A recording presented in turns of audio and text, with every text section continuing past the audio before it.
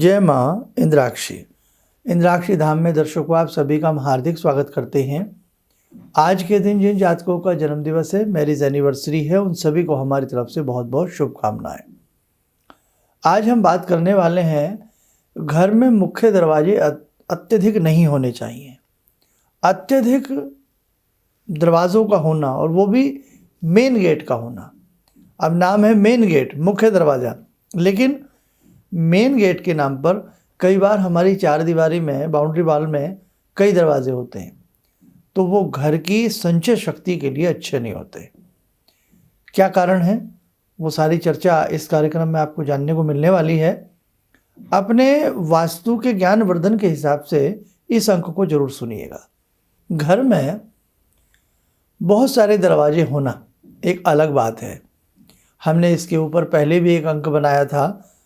अगर एक साथ तीन चार दरवाजे हैं, एक दरवाज़ा ऐसे, फिर उसके सामने, फिर उसके सामने, फिर उसके सामने, यानी कि एक निगाह मारे तो हमें अंदर तक का नज़र आ जाए, दरवाजे के सामने खुला दरवाज़ा होना भी अशुभ होता है। ये हमने पहले एक अंक बनाया था, सारी चीज़ें उसमें हमने आपको बताई थी। लेकिन आज का सब्जेक्ट है आपका घर। हम अपने घर में, जो अब तो फ्लैट सिस्टम है वो तो बात अलग है, लेकिन अगर फ्लैट सिस्टम में भी आपकी चार दीवारी के चारों तरफ कई दरवाजे हैं, उत्तर में भी है, पूर्व में भी है, और आपके पश्चिम में भी दरवाज़ा है, तो बहुत सारे दरवाजे चार दीवारी में अच्छे नहीं होते। अमूमन लोग दो दरवाजे बनाते हैं, एक आपके आगे की साइड में और एक पीछे की साइड में। लेकिन ईशान्य कोण को यदि हम छोड़ दें, हम नैऋत्य कोण की बात करें, नैऋत्य कोण में और वायव्य कोण में अगर दरवाज़ा बना है और ठीक पीछे अग्नि कोण में दरवाज़ा बना है, तो ये वास्तु के लिहाज से अच्छा नहीं होगा। वहाँ रहने वाले लोगों के मनोमस्तिष्क के ऊपर एक प्रेशर सा बना रहेगा, एक बेचैनी सी बनी रहेगी, और कहीं ना कहीं शुभता वाली स्थिति उस घर में नहीं आएगी। वो बात अलग है कि हमारे ग्रह ही इतने अच्छे हैं, हम कुछ ना कुछ समय पे कुछ विशेष उपाय कर लेते हैं, तो भले उसका फ़र्क न पड़े। लेकिन घर के वायव्य कोण में अगर दरवाज़ा होगा और उसके ठीक पीछे आग्नेय कोण में दरवाज़ा होगा, तो ध्यान रखना, हम वो ज़मीन खरीद लेंगे, यानी कि वो फ्लैट खरीद लेंगे या वो भवन बना लेंगे, लेकिन उसमें रहने का अवसर बहुत कम मिलेगा। आप प्रैक्टिकली देखना। और नैऋत्य कोण का दरवाज़ा और इसी प्रकार से ईशान कोण का दरवाज़ा अगर होगा, तो कहीं ना कहीं उस घर में कुछ न कुछ संकट, छुटपुट घटनाएं, तनाव, ऐसी चीज़ें उस घर में बनी रहेंगी। तो इसलिए ध्यान रखें, जब भी आप अपना प्लॉट लेकर के भवन बनाते हैं या ऐसी किसी बिल्डिंग में आप जा कर के रहते हैं जो बहुत सारे माले वाला सिस्टम बना हुआ है कि भाई 2 मंजिला, 4 मंजिला, 10 मंजिला, तो उसकी जहाँ आप उसको ख़रीद रहे हैं, उसकी जो मेन एंट्रेंस है, उसके बाउंड्री वाल के चारों तरफ देख लें कि कितने दरवाजे हैं, और वो दरवाजे कोनों में तो नहीं आते, कोण में तो नहीं आते, नैऋत्य कोण में तो नहीं आते, वायव्य कोण में तो नहीं आते, और अग्नेय कोण में नहीं आते, जो मैंने अभी कुछ बातें बताई हैं। एक अब बात अपनी पिछली रिपीट कर देता हूँ, पहले भी बताया था, कुछ नए दर्शक जुड़े हैं वो भी सुन लें। अब जिस घर में आप रह रहे हैं, उस घर में भी दरवाजे के सामने दरवाज़ा और फिर दरवाज़ा नहीं बनाना चाहिए।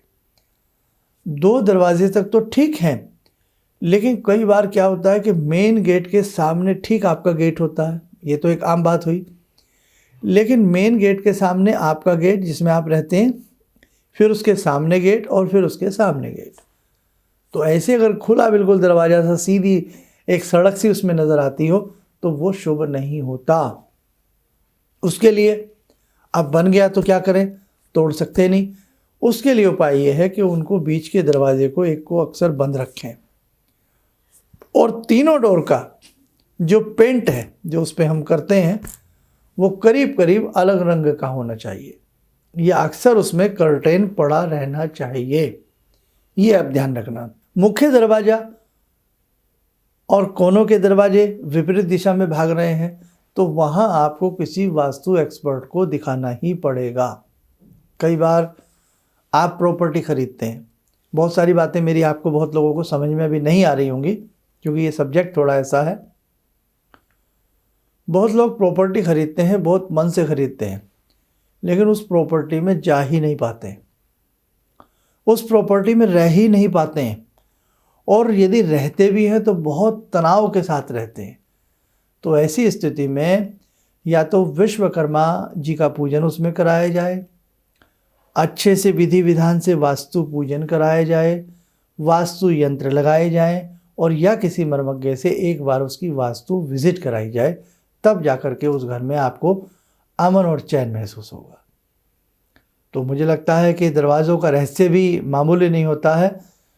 पहले बड़े हिसाब से दरवाजे बनाए जाते थे कि किधर विंडो बनानी है, बहुत सारी चीज़ें थी, और आज हम बहुत सारी चीज़ों को विलुप्त करते जा रहे हैं। पहले बड़ी बड़ी राजाओं की नगरियाँ बनती थी, दुर्ग बनते थे, किले बनते थे, तो कहीं ना कहीं वास्तु शिल्प के नमूने उसमें देखने को मिलते थे। और ऐसी बात नहीं है, वास्तु का जीवन के ऊपर एक बहुत बड़ा प्रभाव आता ही आता है। तो आप बस ध्यान रखें, जब भी आप भवन खरीदें या बनाएं, इन सब बातों का ध्यान रखें। आइए साधकों, समय हो चला आज की ध्यानमाला का। आज की ध्यानमाला में जुड़ते हैं बाबा हनुमान जी से। ॐ अतुलितबलधामं हेमशैलावदेयं धनुजवनकृशानु ज्ञानिनामग्रगण्यं सकलगुणनिधानं वानराणामधीशं रघुपतिप्रियभक्तं वातजातं नमामि। मनोजवं मारुततुल्यवेगं जितेन्द्रियं बुद्धिमतां वरिष्ठं वातात्मजं वानरयूथमुख्यं श्रीरामदूतं शरणं प्रपद्ये। श्रीरामदूतं शरणं प्रपद्ये।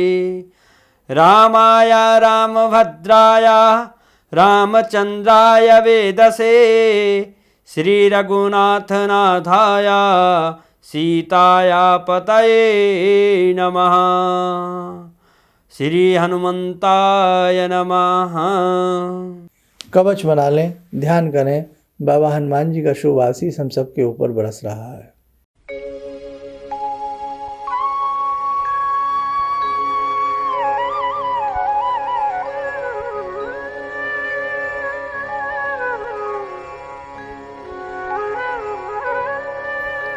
ओम बोलते हुए नेत्र खोलें, सामान्य हो जाएं। जिन जिन साधकों की वैदिक पत्रिकाएं संस्थान में आई हुई हैं या रुद्राक्ष हैं या जो भी चीज़ें हैं, वो शीघ्र से शीघ्र हम सबका भेजने का प्रयास कर रहे हैं।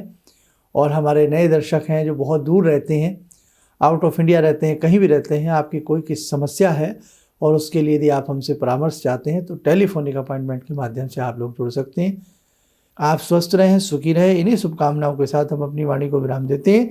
जय मां इंद्राक्षी।